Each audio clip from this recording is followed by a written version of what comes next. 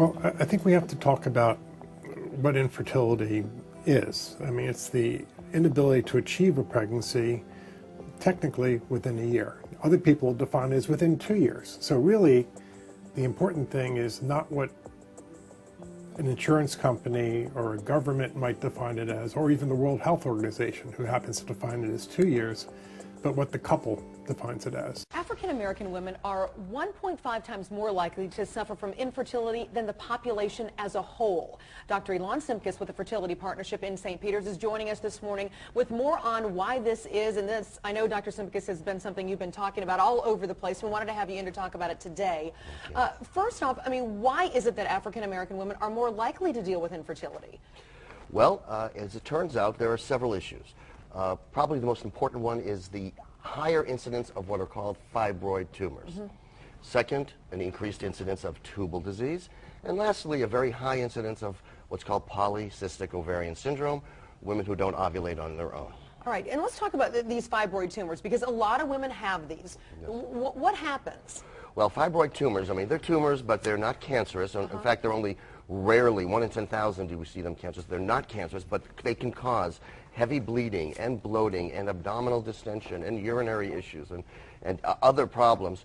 And so often, first of all, they affect African American women at a higher rate than they do Caucasian women. And very often they are left unattended and they grow. And we can actually intervene.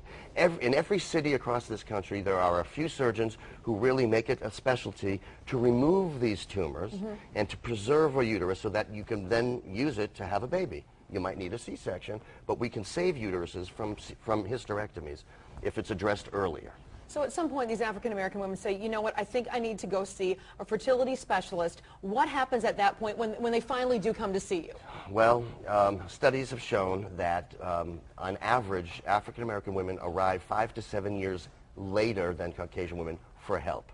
There's something blocking the decision to go and seek help from a medical specialist. How much is cost a part of that, the expense of going?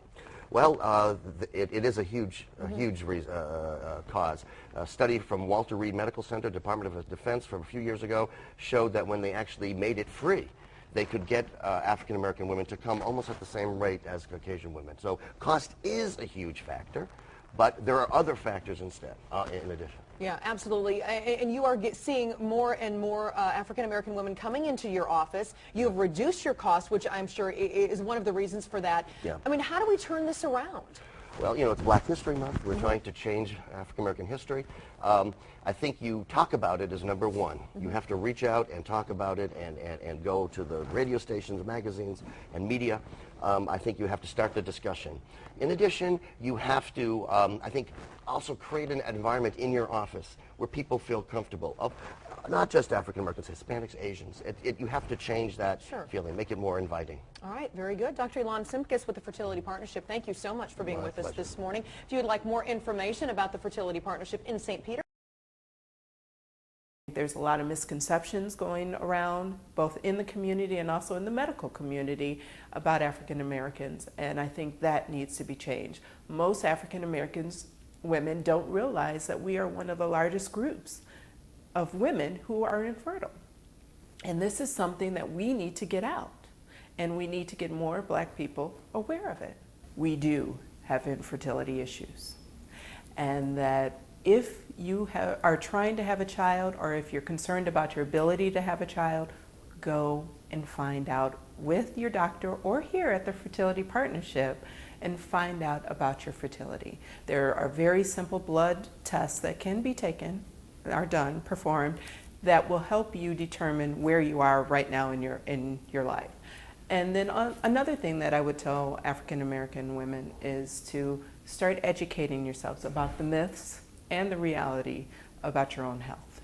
And then for the younger women, and this is, I'd say, I don't know, 18 and up or younger, start taking care of yourself. Be very, very careful, because what you do in your younger years affects you for the rest of your life. And then lastly, go to a doctor. Don't be afraid. Go to your doctor and go regularly. You need to see your OBGYN on a regular basis.